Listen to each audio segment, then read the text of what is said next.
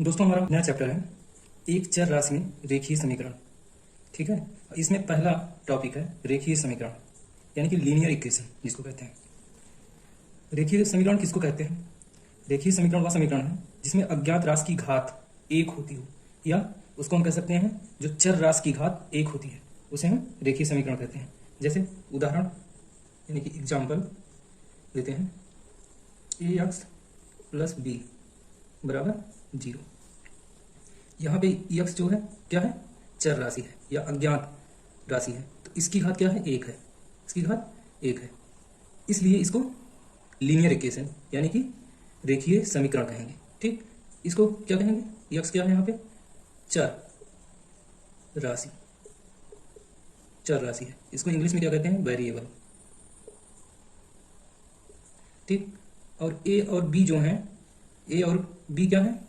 ये कांस्टेंट है, इसको हम अचर राशि कहते हैं। ए एंड बी, ए और बी क्या है? यह अचर है, इसको इंग्लिश में कांस्टेंट कहते हैं। ठीक, ये तो एक उदाहरण हो गया। इसमें दूसरा उदाहरण है एक्स प्लस 7 बराबर 0। इसमें एक्स की पावर क्या है? 1 है। अगर कोई पावर ना लिखी हो तो उसका मतलब 1 है, एक है, इसलिए यह क्या है? यह भी एक लीनियर इक्वेशन है यानी कि रेखीय समीकरण है। यह पूरा समीकरण क्या है? रेखीय समीकरण है।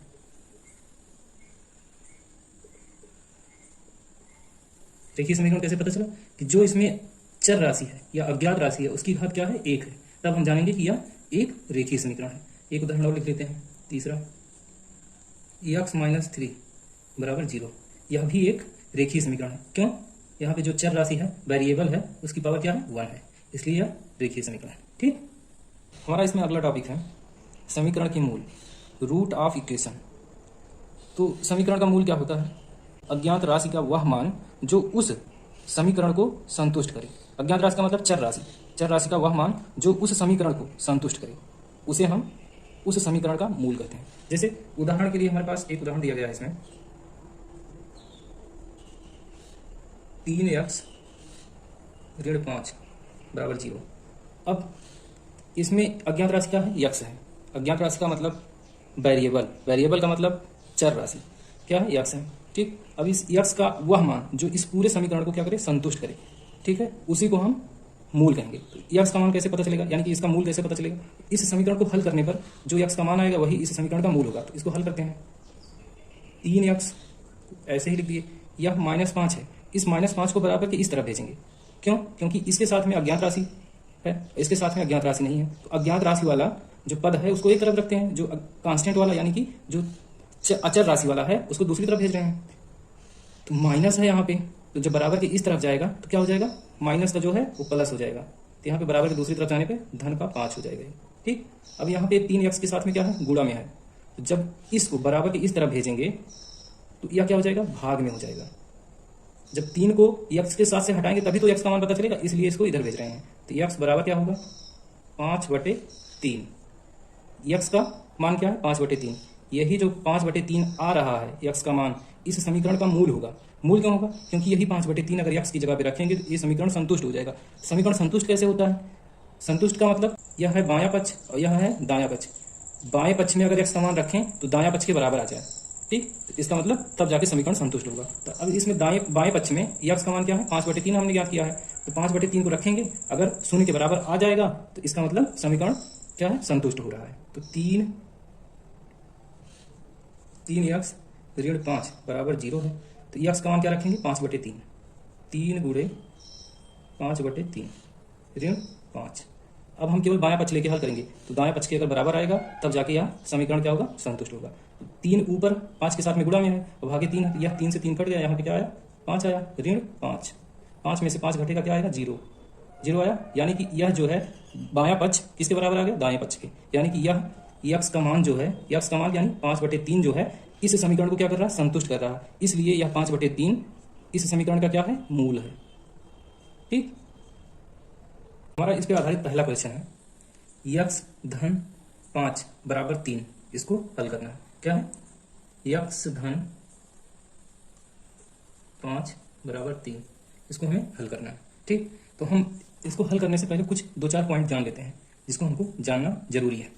जैसे इसको हम कैसे हल कर सकते हैं, दोनों पक्षों में यह एक पक्ष है, इसको हम बायां पक्ष कहते हैं, इसको हम दायां पक्ष कहते हैं। इंग्लिश में बायां पक्ष को लेफ्ट हैंड साइड कहते हैं, ठीक, और दायां पक्ष को राइट हैंड साइड कहते हैं। इसको RHS लिखते हैं, इसको LHS लिखते हैं, ठीक।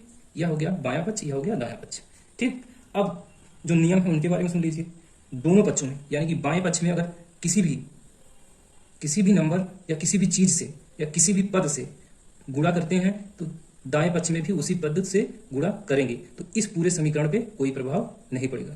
दूसरी बात, अगर हम बाएं पक्ष में किसी चीज से भाग देते हैं तो दाएं पक्ष में भी भाग देंगे, तब इस समीकरण पर कोई प्रभाव नहीं पड़ेगा। इसी प्रकार अगर बाएं पक्ष में कुछ जोड़ते हैं तो दाएं पक्ष में भी उतना ही जोड़ेंगे तो कोई प्रभाव नहीं पड़ेगा। अगर बाएं पक्ष में कुछ घटाते हैं तो दाएं पक्ष में भी कुछ घटाएंगे तो कोई प्रभाव नहीं पड़ेगा। तो अब इसको कैसे सॉल्व करेंगे, ये तो नियम हम जान लिए हैं, इसको सॉल्व कैसे करेंगे। अब हमको यक्स का मान निकालना है इसमें, ठीक। यक्स का मान निकलेगा कैसे, यहाँ पे धन 5 है, जब यह यक्स अकेले होगा तभी यक्स का मान निकल पाएगा। तो अब हम क्या करें, यहाँ पे धन 5 है, अगर यहाँ पे ऋण 5 हो जाए तो धन 5 और ऋण 5 कट जाएगा, तो इसलिए हम क्या करेंगे, दोनों पक्षों में ऋण 5 को, मतलब दोनों पक्षों में ऋण 5 जोड़ेंगे या 5 को घटाएंगे, ठीक। तो यहाँ पे लिखते हैं दोनों पक्षों में 5 घटाने पर, अब दोनों पक्ष में 5 घटाएंगे तो क्या आएगा, यक्स धन 5 ये पहले से था, जब 5 को घटाएंगे तो ऋण 5 आ जाएगा। यहाँ पे या धन 3 था, तो जब 5 घटाएंगे तो ऋण 5 इसमें भी घटेगा, ठीक। अब इसको हल कर लेते हैं, हल करेंगे तो धन 5 में से ऋण 5 गया तो क्या हो गया 0, यानी कि यहाँ पे क्या बचा, यक्स केवल बचा। अब ये धन के 3 है और ऋण के 5, धन 3 रुपया है और ऋण 5 रुपया है, तो क्या आएगा ऋण 2, यानी कि 2 रुपया कर्ज चढ़ गया। अब यहाँ से क्या आया, यक्स बराबर ऋण 2 आ गया। इस समीकरण का सॉल्यूशन क्या आया, यक्स बराबर ऋण 2, ठीक। यही हमारा आंसर हो गया। इसको सॉल्व करने की दूसरी विधि, दोनों पक्षों में 5 घटाने पर हमने सॉल्व किया। यह तो हो गया थोड़ा सा लंबा प्रोसीजर। अगर हम इसको ऐसे सॉल्व करते हैं, यक्स धन 5 बराबर 3 है, तो अब यहाँ धन के 5 है, तो इसको हम दूसरी तरफ भेज सकते हैं, पक्षांतर कर सकते हैं। इसके पक्ष को, इस पद के पक्ष को हम इस पद को इस पक्ष से दूसरी पक्ष भेज रहे हैं, तो जब यह धन के है तो दूसरे पक्ष में जाएगा तो क्या हो जाएगा, ऋण के, यानी कि यहाँ पे बचा यक्स, या धन 5 है बराबर के दूसरी तरफ दूसरा पक्ष है, उधर जाएगा तो क्या हो जाएगा, ऋण के 5। पहले जो 3 है इसको ऐसे ही लिखेंगे, ये धन के 5 था, ऋण 5 हो गया, ठीक। वही चीज यहाँ से, यही चीज आया जो यहाँ पे आया है, ठीक। यहाँ पे आया ना 3 ऋण 5, तो वही 3 ऋण 5 यहाँ पे आ गया। अब यक्स बराबर क्या होगा, 3 में से 5 गया ऋण के 2। यही आंसर यहाँ जो आया है वही आंसर यहाँ भी आया है, बस यह थोड़ा सा जल्दी हो जा रहा है, इसमें थोड़ा सा लंबा है। इसको जब आप जान जाएंगे तो आप ऐसे इसको सॉल्व करेंगे, ठीक। इसमें हमारा दूसरा क्वेश्चन है, यक्स ऋण 1 बराबर 4, इसको भी हल करना है, ठीक। तो अब हम इसको कैसे हल करेंगे, यहाँ पे यक्स के साथ ऋण 1 है, तो अगर हम इसमें धन 1 जोड़ दें इस पक्ष में, यहाँ पे केवल यक्स बचेगा, तब हमको यक्स का मान आ जाएगा। लेकिन यहाँ पे अगर धन 1 जोड़ेंगे तो इस तरफ भी धन 1 जोड़ना पड़ेगा, नहीं तो समीकरण का संतुलन बिगड़ जाएगा। इसलिए दोनों पक्ष में जो भी कार्य करेंगे दोनों पक्ष में करेंगे। तो यहाँ पे क्या करेंगे, दोनों पक्षों में धन 1 या 1 जोड़ने पर, ठीक। जब 1 जोड़ेंगे तो क्या आएगा, यह पहले से यक्स ऋण 1 था, तो 1 जोड़ देंगे तो धन 1 और बढ़ गया। यहाँ पे केवल 4 था, तो 1 जोड़ेंगे तो धन 1 हो जाएगा, ठीक। अब इसको क्या लिख सकते हैं, यक्स ऋण 1 धन 1, यक्स को ऐसे लिख दिए, ऋण 1 धन 1, दोनों कट के 0 हो गए, यानी कि कुछ लिखने की जरूरत नहीं है, ठीक। अब यहाँ पे 4 धन 1 है, यही। अब इसको जब सॉल्व करेंगे तो कितना आएगा, यक्स बराबर 4 1 5, यहाँ से यक्स का मान आ गया। हमारा इसमें तीसरा क्वेश्चन है, 5 यक्स ऋण 7 बराबर यक्स धन 5, इसको हमें हल करना है, ठीक।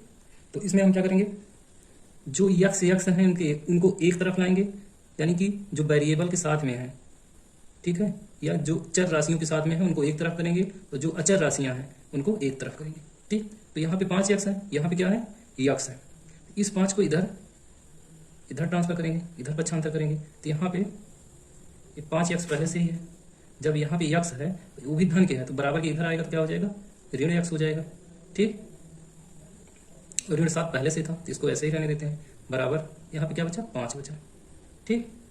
अब क्या करेंगे, 5 यक्स ऋण यक्स, यहाँ पे ऋण 7 है, तो इसको दूसरे पक्ष में भेजेंगे, तो क्या होगा, यहाँ पे धन के 5 पहले से था और ऋण 7 है, यहाँ पे ऋण है तो इधर आएगा तो क्या होगा, धन हो जाएगा, तो 7 है तो 7 हो गया, ठीक, अब इसको सॉल्व करेंगे। 5x में से अगर x घटाएंगे तो कितना बचेगा, 4x बचेगा। कोई चीज़ 5 है उसमें से 1 घट गया तो कितना बचा, 4 बचा। ठीक, 4x हो गया ये, और 5 है और धन 7, 5 धन 7 कितना होगा, 7 5 12। अब हमको क्या बताए थे हम, अगर x के साथ में 4 क्या है, गुणा में है, तो बराबर के दूसरी तरफ जाएगा तो क्या होगा, भाग में होगा। या हम कह सकते हैं यहाँ पे 4 गुणा में है तो दोनों पक्ष में 4 से भाग देने पर क्या लिख सकते हैं, दोनों पक्षों में 4 से भाग देने पर, ऐसे भी लिख सकते हैं। तो यहाँ पे दोनों पक्ष में 4 से भाग दे देंगे, तो जब 4x बटे 4 करेंगे इसको, यहाँ पे 12 बटे 4 भी करना होगा, तो दोनों पक्ष में दे रहे हैं ना, तो इसलिए हो गया। यहाँ से 4 4 कट गया तो यहाँ क्या बचा, x बचा। अब इस 4 से 12 में भाग देंगे तो 4 एकम 4, 4 3 तो कितना आया, 3 आ गया। x बराबर कितना आ गया, 3 आ गया। यही इस समीकरण का उत्तर हो जाएगा। ठीक, यही आंसर हो गया इसका। हमारा इसमें चौथा क्वेश्चन है, 2 गुणे x ऋण 1 बराबर 10 ऋण x, इसको हमें हल करना है। ठीक, तो इसको कैसे हल करेंगे, सबसे पहले जो ब्रैकेट है इसको खोलेंगे। अगर कहीं ब्रैकेट लगा हुआ है तो उसको सबसे पहले खोलेंगे। तो ब्रैकेट को खोलेंगे तो कैसे खुलेगा ये ब्रैकेट, इस 2 का गुणा इस पद में इस पद, यानी कि दोनों पद में होगा। तो यहाँ पे 2 गुणे x होगा तो क्या हो जाएगा, 2x हो गया है। इस 2 का गुणा ऋण 1 में होगा तो क्या हो जाएगा, ऋण 2 होगा। अब बराबर लगेगा, यहाँ पे 10 ऋण x है, इसको ऐसे ही लिख दिए। अब क्या है, अब समीकरण में दोनों पक्ष में, ये पहला पक्ष है दूसरा पक्ष, यानी कि बायां पक्ष ये दायां पक्ष, दोनों पक्ष में x है, x वाली पद है, दोनों पक्ष में कांस्टेंट भी है, यानी कि अचर भी है।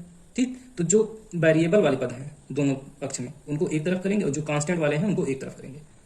तो सबसे पहले वेरिएबल वाले को एक तरफ करते हैं। इस ऋण x को अगर हम इस तरफ लाएंगे तो क्या हो जाएगा, धन के x हो जाएगा। तो 2x ऋण 2, यहाँ पे ऋण x है, इधर आया धन x हो गया, बराबर। अब यहाँ पे क्या बचा, केवल 10 बचा, तो इस 10 को लिख दिए। ठीक, अब क्या है, इस ऋण 2 को इधर भेजेंगे दूसरी तरफ। तो इसको क्या करेंगे, पहले 2x लिख दिए। अब यहाँ पे ऋण 2 है, जब एक बराबर के इधर जाएगा तो क्या होगा, धन के 2 होगा। तो इसको तो इधर भेज दिए, बचा क्या, धन की x बचा, धन x लिख दिए, बराबर लगाए, धन 10। और ये जो ऋण 2 इधर आया है इसको धन 2 हो गया है। ठीक, तो उसको लिख दिए। अब क्या करेंगे, धन 2x धन x क्या होगा, धन 2x धन x, 2 1 3 कितना हो जाएगा, 3x। उसके बाद धन 10 धन 2, धन 10 धन 2, ये दोनों जुड़ेंगे तो कितना हो जाएगा, 12। अब क्या करेंगे, यहाँ पे x के साथ में 3 है, गुणा में है तो 3 को हटाना है, तो दोनों पक्ष में क्या करेंगे, 3 से अगर भाग दे देंगे तो यहाँ पे x अकेले बचेगा। तो लिखेंगे दोनों पक्षों में 3 से भाग देने पर, दोनों पक्ष में 3 से भाग दे देते हैं, 3x बटे 3 हो गया, बराबर 12 बटे 3।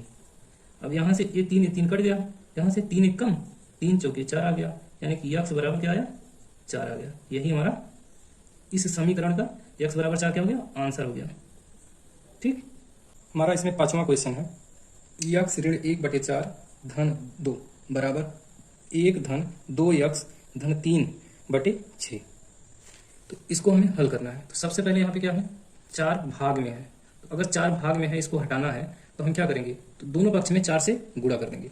जब दोनों पक्ष में 4 से गुणा करेंगे तो क्या आएगा, यहाँ पे x ऋण 1 ऊपर 4 से गुणा हो गया बटे 4, धन 2 गुणे 4 हो गया, बराबर इसमें 1 के साथ में 4 गुणा होगा तो 1 गुणे 4 हो गया, धन यहाँ पे 2x धन 3 गुणे 4 हो गया, बटे 6 था तो बटे 6 हो गया।